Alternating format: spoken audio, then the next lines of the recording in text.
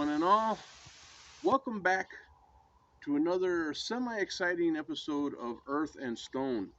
Today, Maddie and I have ventured to Poteet, Texas, to the Rutledge Cemetery to find the grave of one Indian Jack. Indian Jack, that is what is inscribed on his stone, and that is how he will be referred to today. Apparently, when he was about 10 years old, he was captured by whites. He was either Kiowa or Comanche, not really sure about the records on that.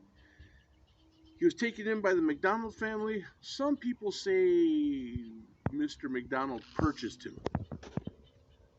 But either way, Jack became very loyal to the family. He referred to the sons as his brothers. He called all the females aunts.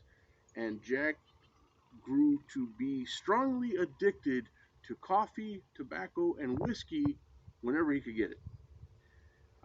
Story has it that I think some guys were on their way to a dance and they gave him a couple of swigs out of their whiskey jug and he wanted more and they said nope.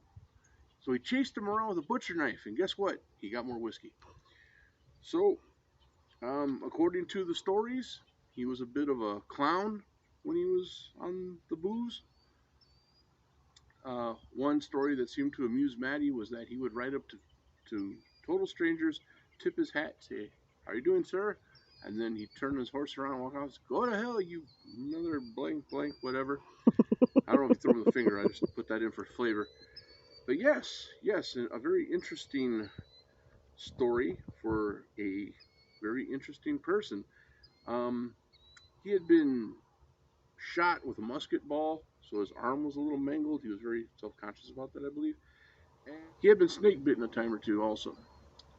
So, he took to the family. He took to them like a fish to water. He was loyal to them to the end.